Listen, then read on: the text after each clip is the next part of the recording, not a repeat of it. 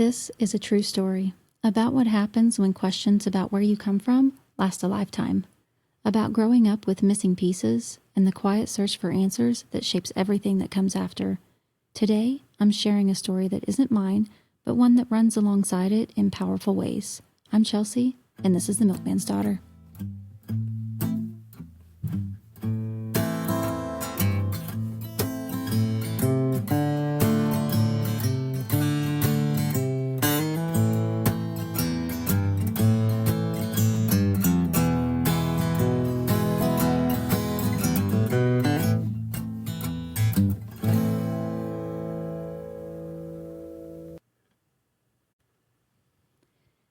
If you've been listening from the beginning, you know that The Milkman's Daughter is about truth, the kind that hides in plain sight, the kind that changes how you see yourself, and the kind that asks to be handled with care. Today's episode is a little different. This isn't my story, at least not directly. It's the story of a woman whose life intersects with mine in a way I never could have imagined when this journey began. Before I was discovering my biological father, she had already lived through her own journey as an adoptee, navigating identity, belonging, and what it means to come from somewhere you don't fully know. In this episode, my stepmom shares her adoption journey, what it was like growing up without those answers, what searching meant to her, and how her story unexpectedly mirrors my own. This conversation is honest, tender, and deeply personal, and I'm grateful she trusted me and you with it. This is Robyn's story. I appreciate you doing this. You are my very first actual, you have your own story to share, and I'm excited that you're going to share your story. So this is Robyn. This is my stepmom. This is really weird. I've never really had a stepmom before, so that's still very strange to me. and being a blended family, that doesn't seem so odd to me.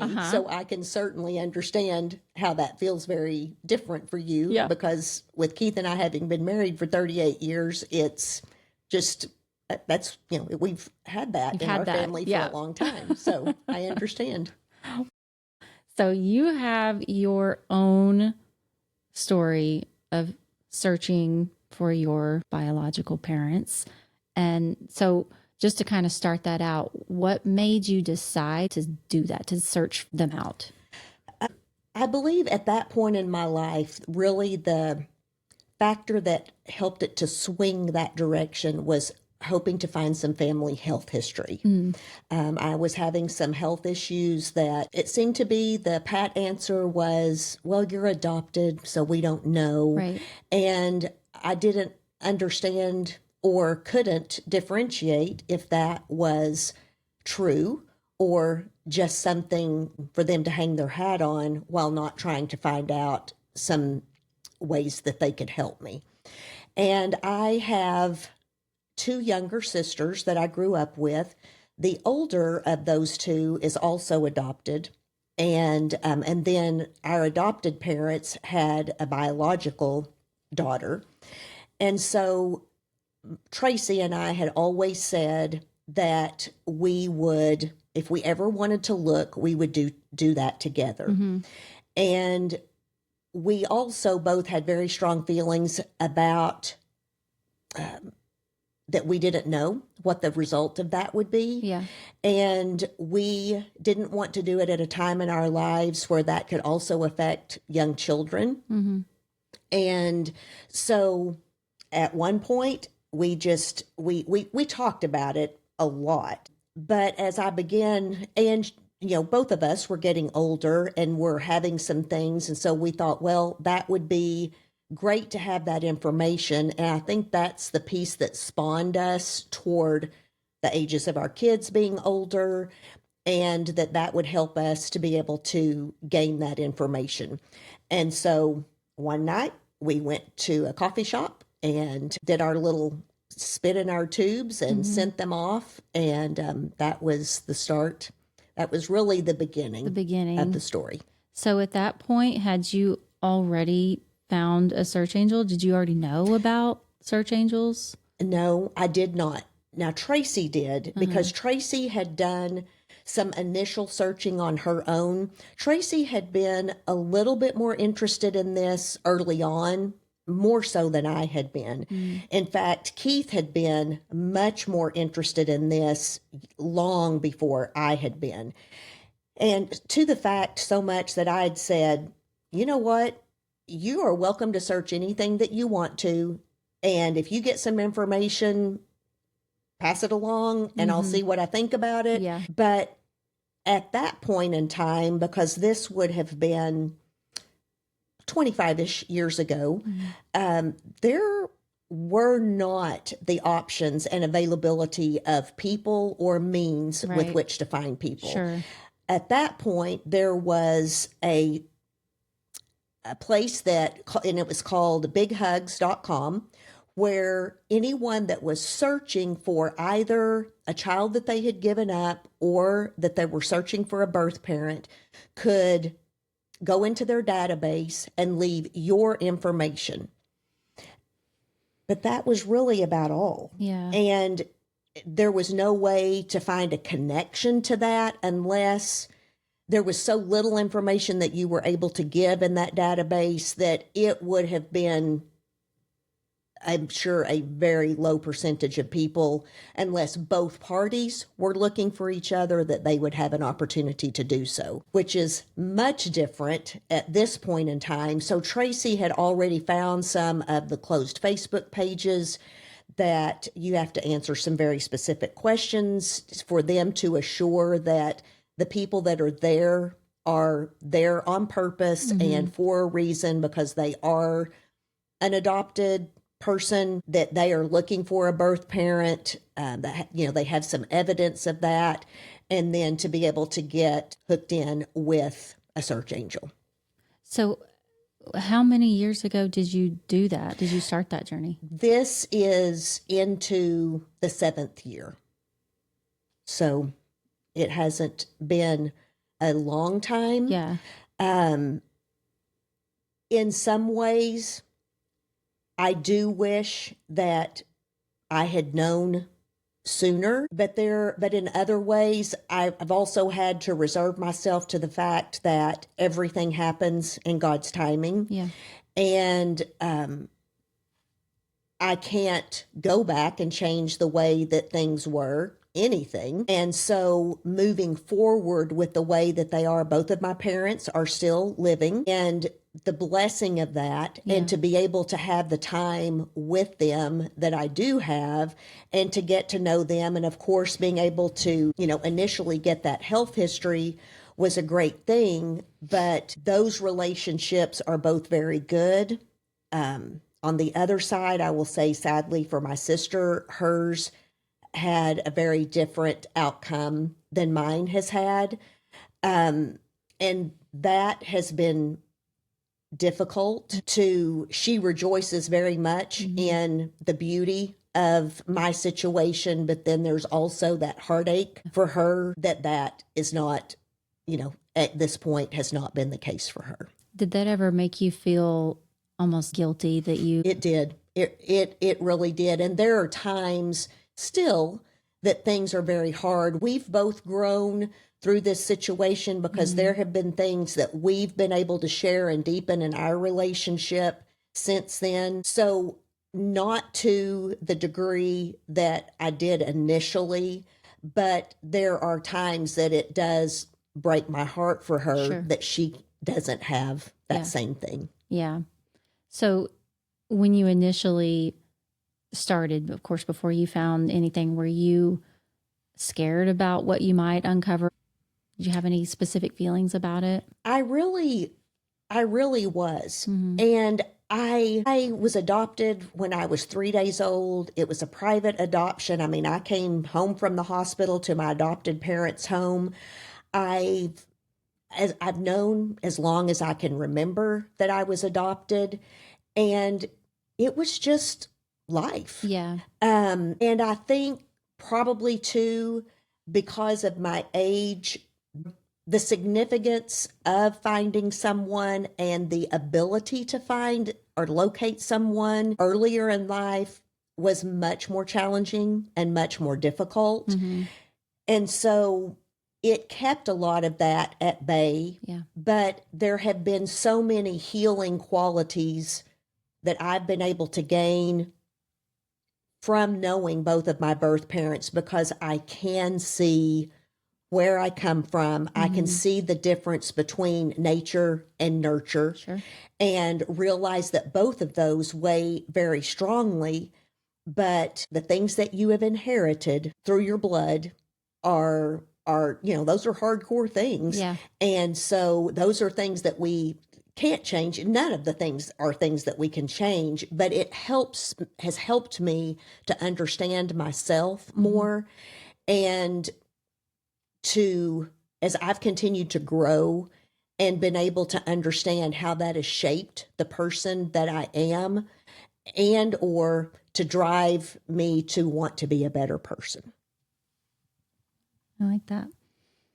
So how did that go when you found mom and you found dad? Because dad didn't know about you, right? Isn't that? That's so how correct. did you find all of that out? Like, how did that come out?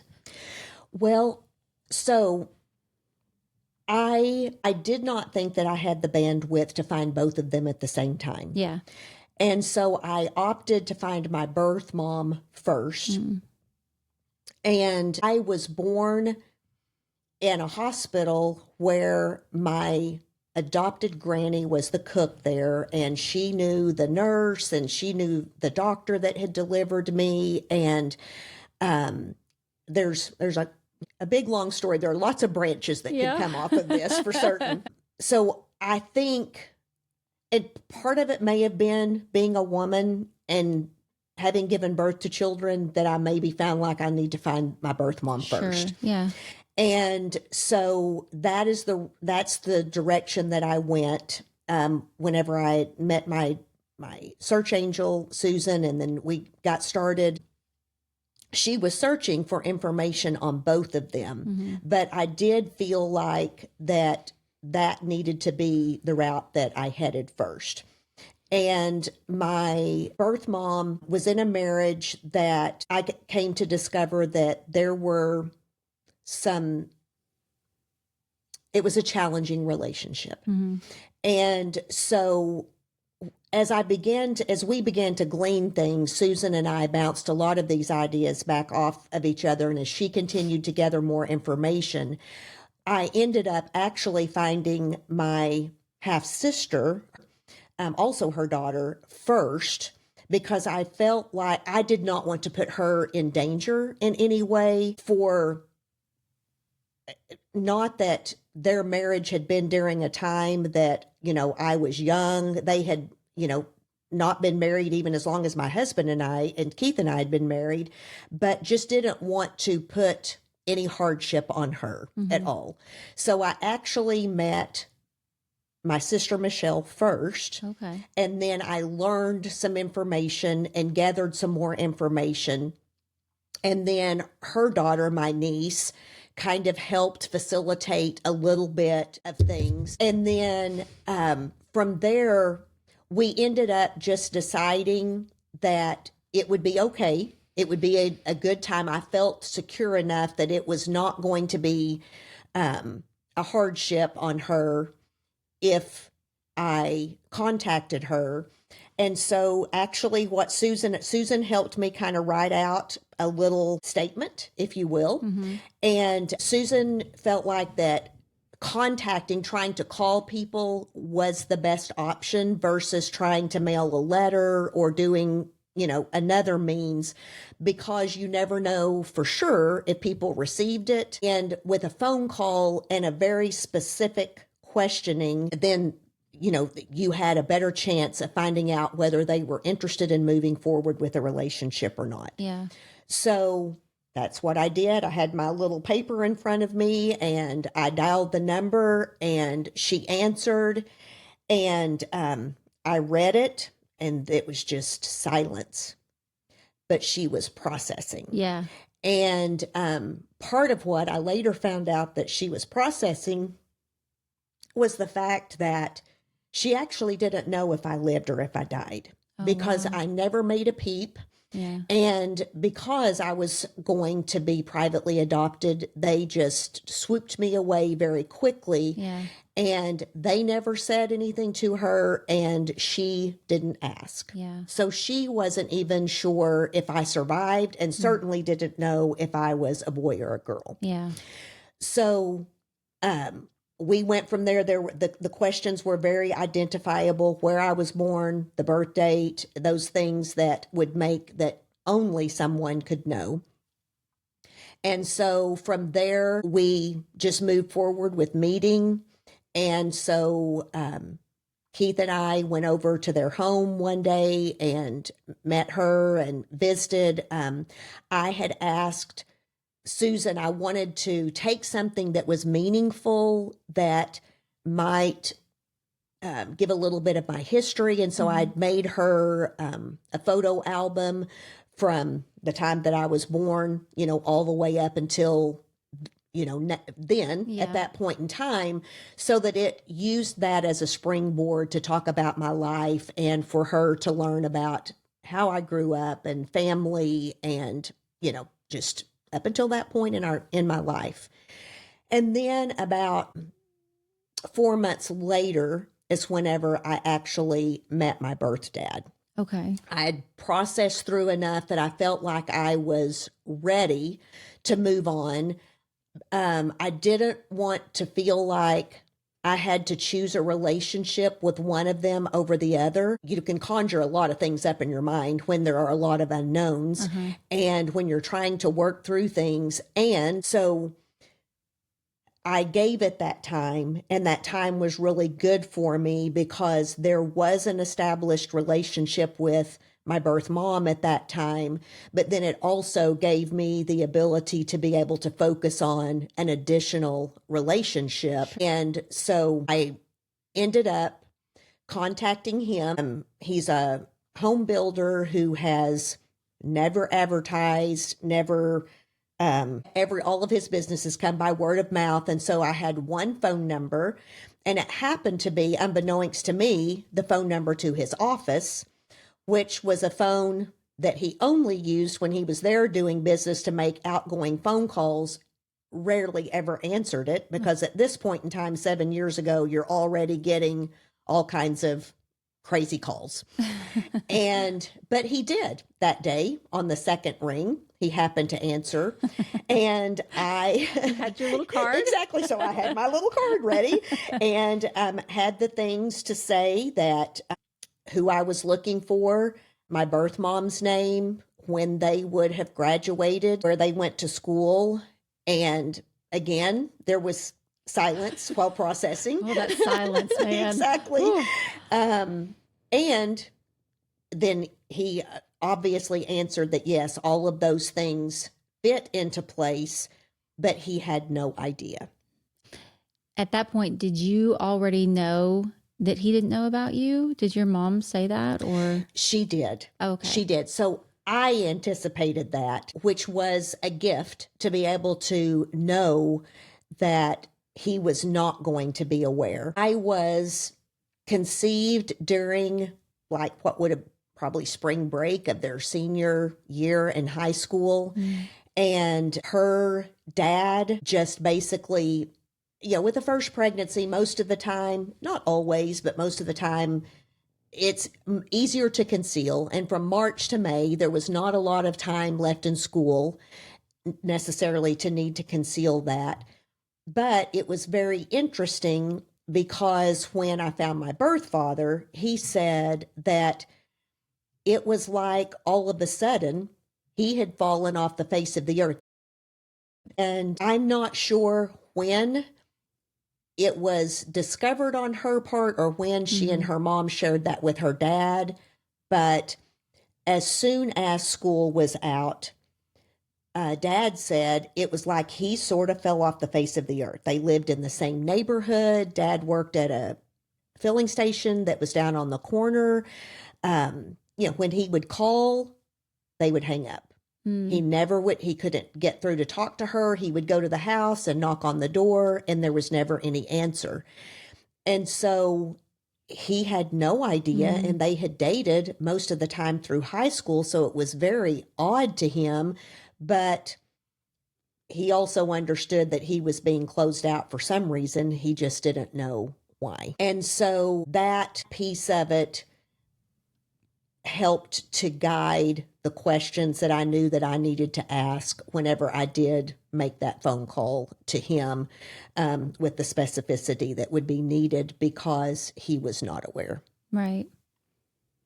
So how quickly did you guys meet after, or how did that go, your process? Very soon. He was anxious, very excited and anxious to meet. Both of them were. So we met very soon after. We met one of his favorite restaurants, and mine is Charleston's, and that's another part of the ongoing story with you and Keith. Yes. Is we have that Charleston's connection.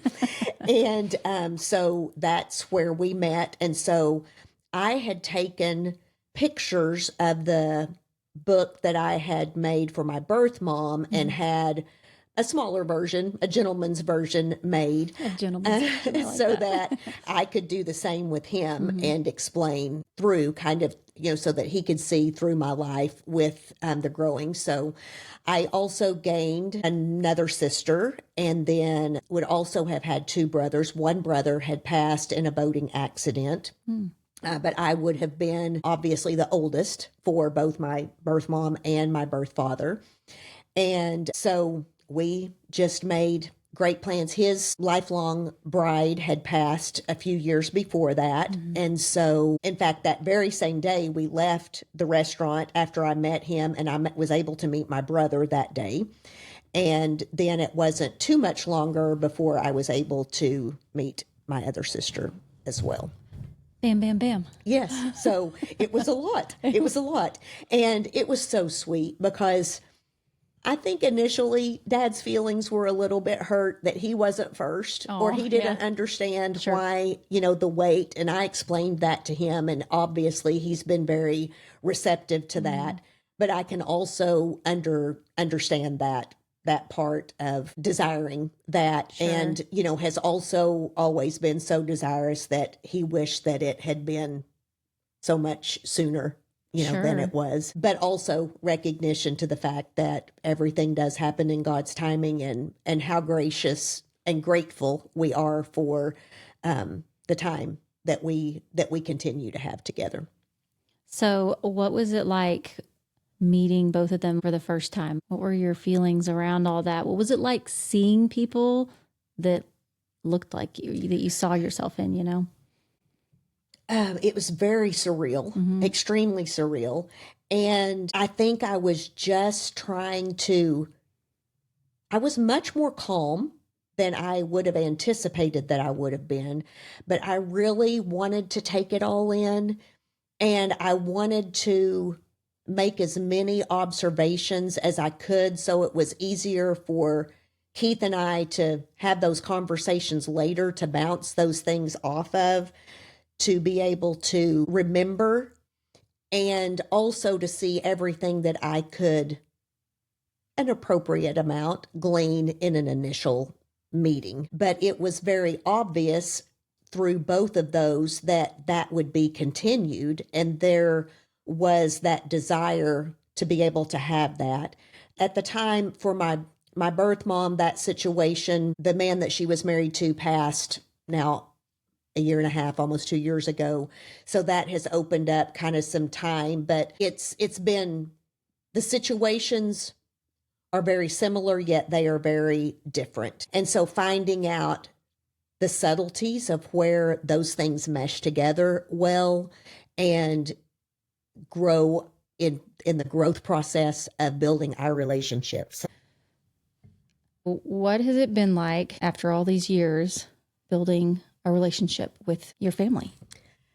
Well, it has been very interesting because not only have my own life that I'm bringing into the picture, but each of my birth parents had their own lives that they brought into the picture.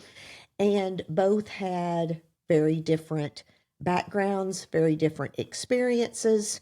And so it has been unique. Each one has been unique.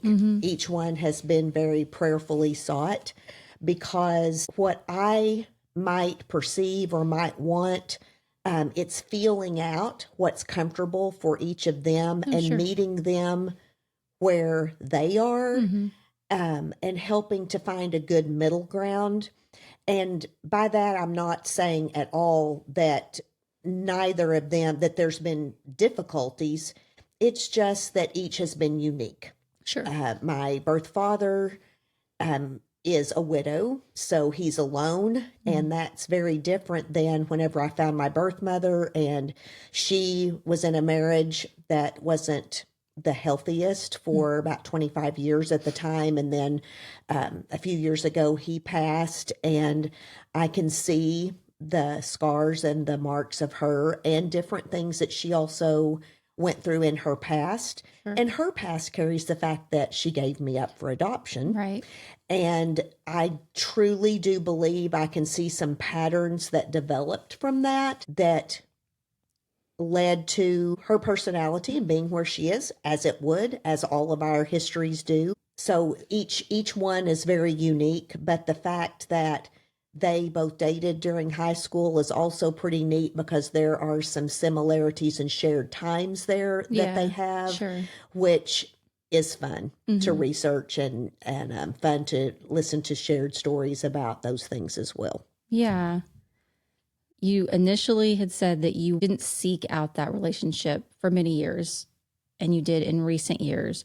So after you've done that and you found everyone, do you feel like a peace from that you didn't know that you needed? Or do you know what I'm trying to say? Yes. Okay. And I would say yes. I would say the peace word is a good word choice. Okay. Because I think that helped to fill in those gaps for me of those things that earlier I had mentioned about the nature versus nurture, and how much of who we are is really from the time that we grew up not knowing that, not knowing those birth parents, and then meeting both of them and learning about them and discovering their personalities, not only the physical traits that I carry, but the personality traits that I carry as well. Yes. And so it's really enlightening and really pretty exciting,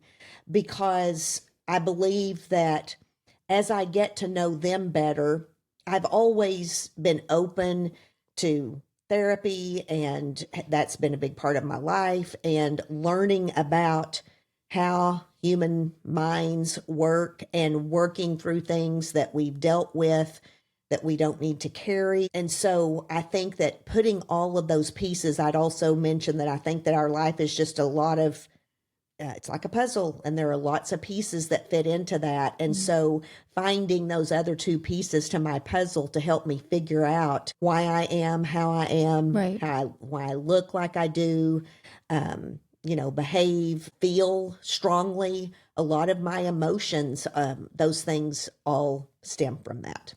It's so interesting to see how much your DNA how much those things actually matter. And for a long time, I didn't think that mattered that much, because I didn't see much of myself in who I thought my dad was. And so I just really thought that must just not matter that much. And it's so interesting now to see, oh gosh, that really, you can really see so much. Crazy. It is crazy. And the depth to which that runs, because that blood that you carry from that nature part just weighs so heavily. And I've even discovered within my heart, my intuitiveness, I can see where a lot of that developed. Even as I was younger, and there were things where maybe I felt ill at ease about something, but I really didn't know how to communicate that, or wondered why I felt a little bit different than what was being asked of me, or the way that something was being handled. Well, I know now. Yeah. That was in my DNA. In your DNA. really fascinating. Okay. So we're going to jump into our connection and how our stories kind of intertwine or connect together. So what was that like for you on your side of it, learning about my connection with your dad? That was pretty mind-boggling. Yeah. I was like, what are the chances? That just couldn't even almost seem possible.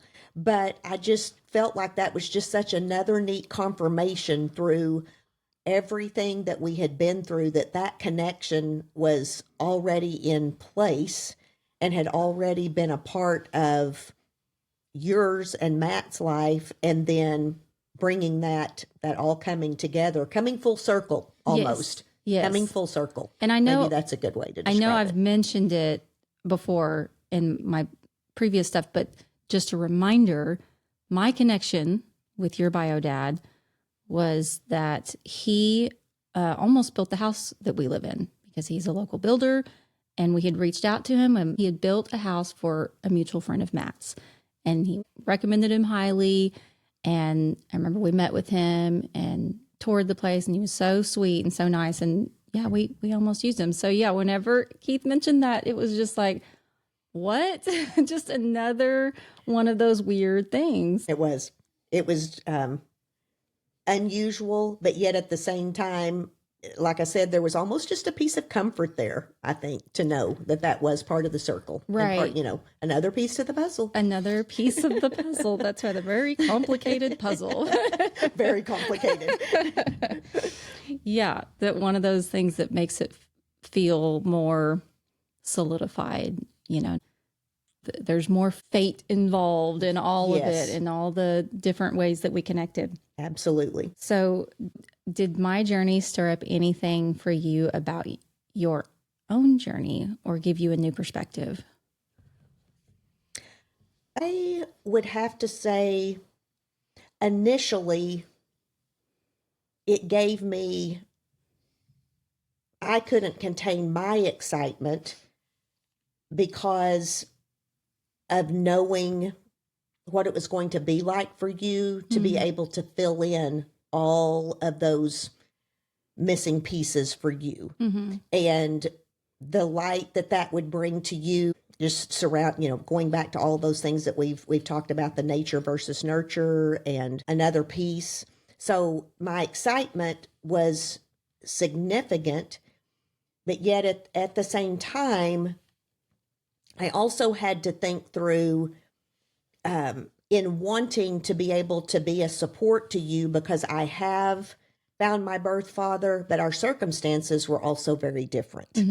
I had always known that I was adopted, and what you had thought and who you had thought was your birth father wasn't. You still had your mom that you had grown up with, but I had grown up with two adoptive parents. And so that was a different avenue and a different aspect to lens to look through, if you will, in the way that things were going to or could come together for you. And so it was more excitement than anything, because I was excited for you. I was thrilled for Keith. I think with the timing of when I found out, when I got your Facebook message to me, my adopted mom happened to be in the hospital at that time. And it was a very high stress. I was waiting in the waiting room for a phone call back from the doctor, because we were trying to figure out some things. And your message came through. And immediately in my heart, I knew immediately what it was.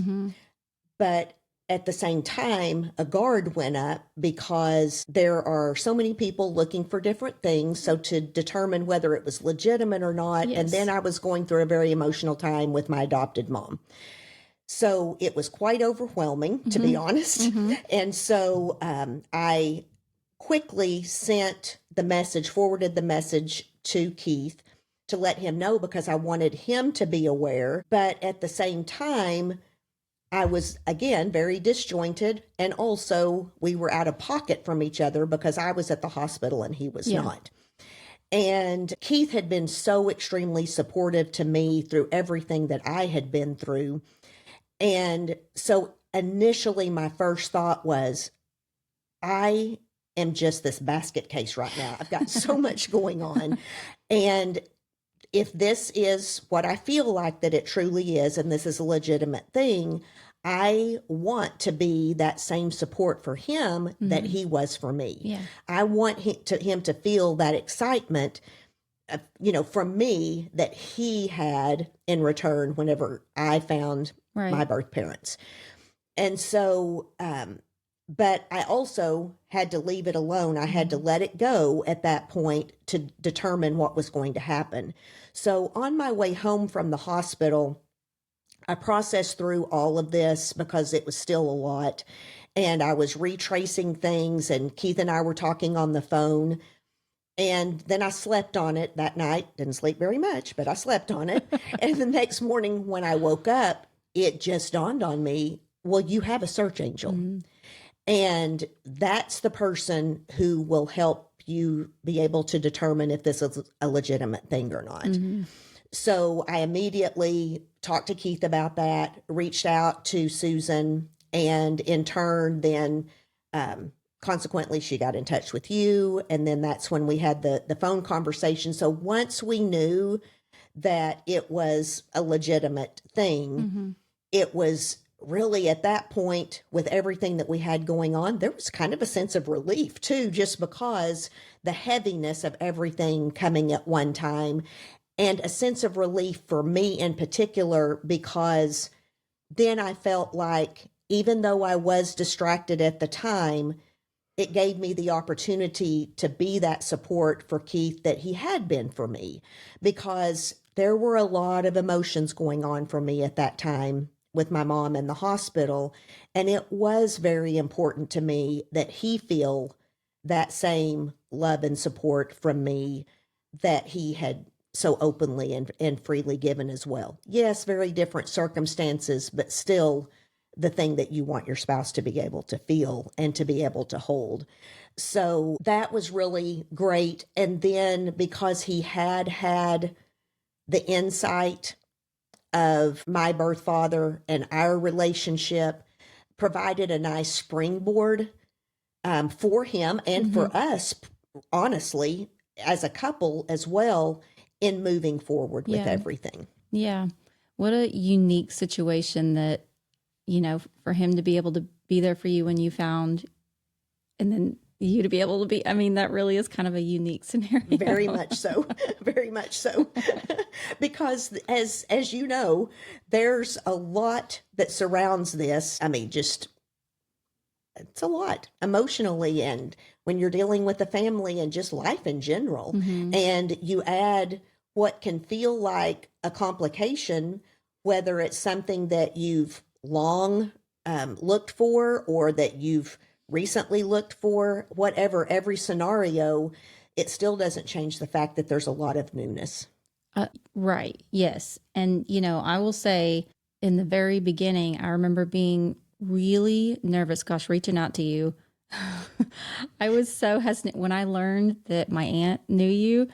You don't think that I wasn't thinking I could reach out to Kelly and Kelly could reach out to her and I wouldn't have to do it, because I was so nervous, because I thought she would have every right to be really upset about this. Not that there was any sort of overlap or anything like that, but just, because it's just weird.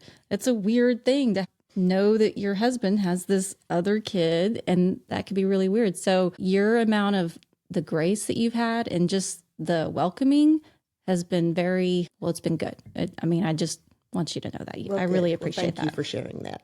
You're welcome. Okay. If you had any advice that you would give to anyone else about searching, do you have any advice that you would give?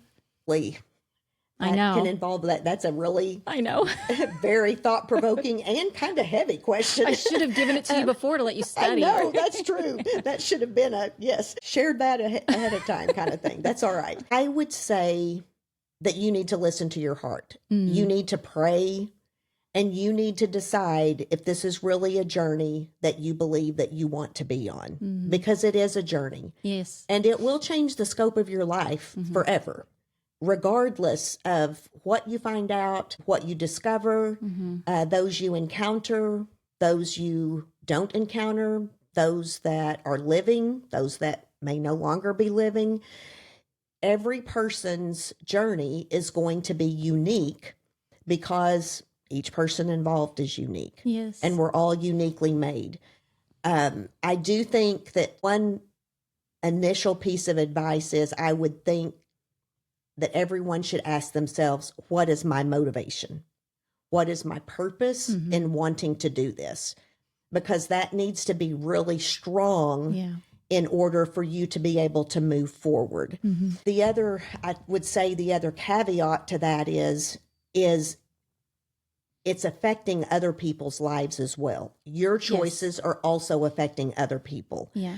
And along with that, there needs to be some thoughtfulness and grace and embracing and a lot of prayer support for those things as you take that journey of getting to know each other and deciding where that relationship is going to go.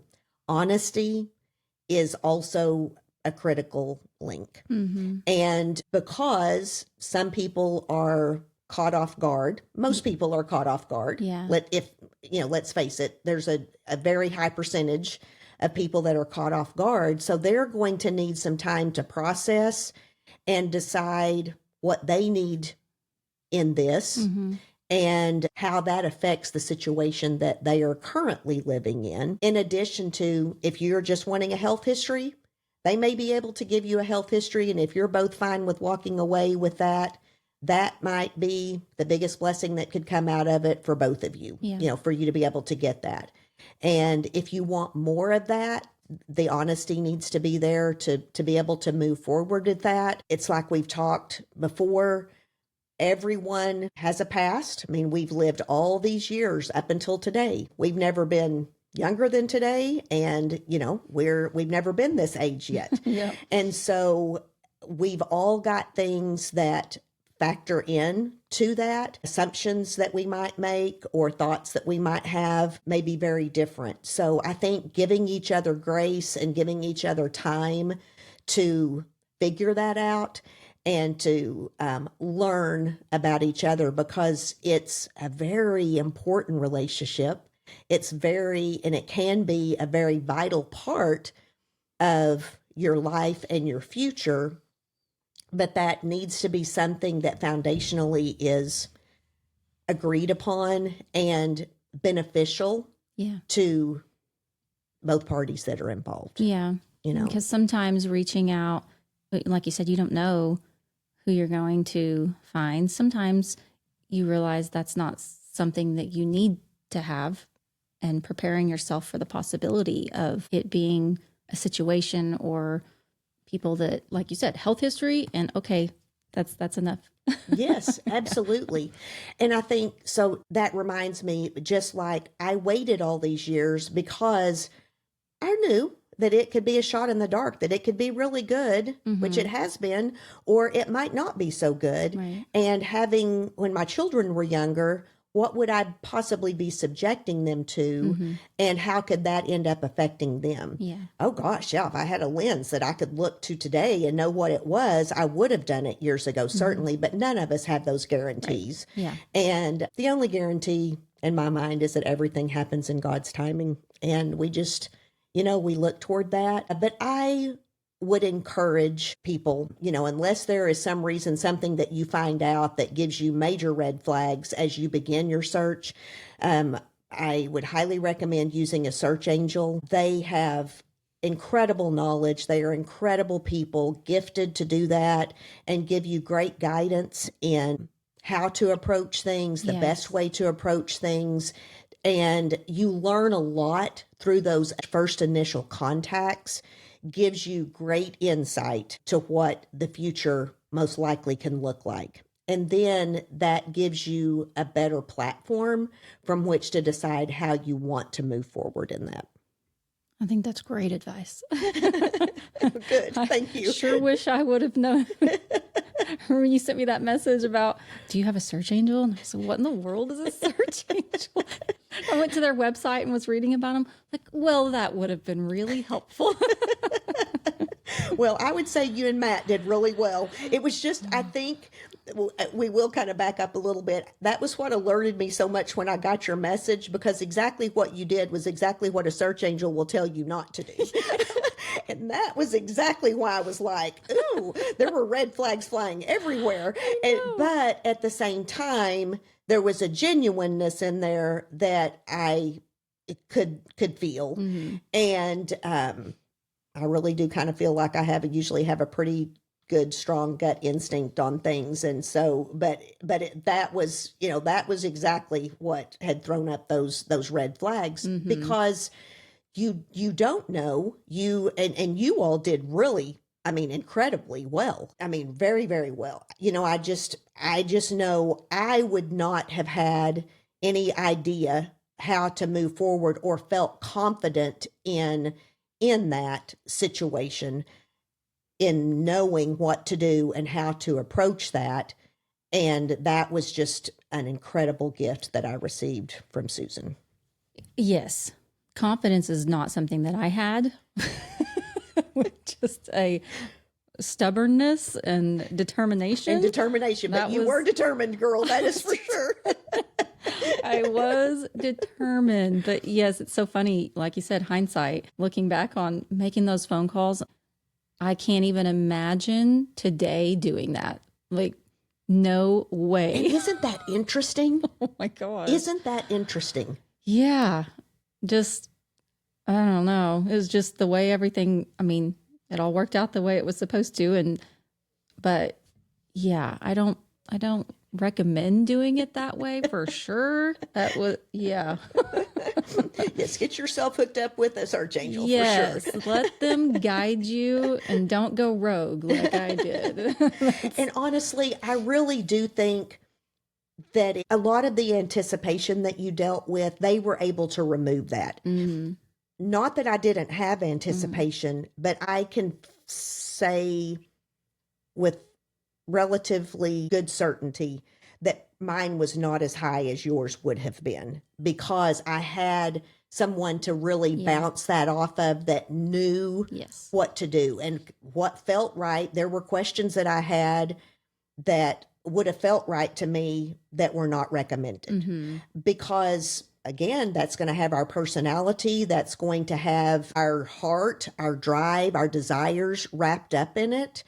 And they can take that and set that aside and really help you realize from experience. They have dealt with hundreds of thousands of people and can tell you very simply, one of the things that you think would work, well, why wouldn't I do this?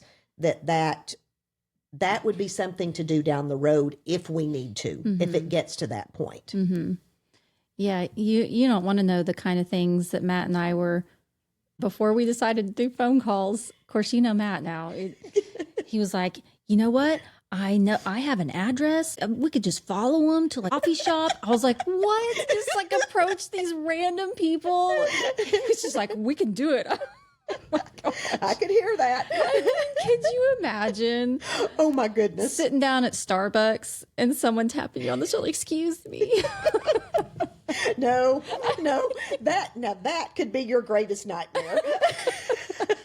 Was definitely not. In his mind, I can see that being an option. Not the most well laid out plan, but maybe that's why a phone call seemed better, because he was throwing out ideas like that. I was like, oh, let's just do a phone call. Phone call seems way less invasive at that point. Yeah.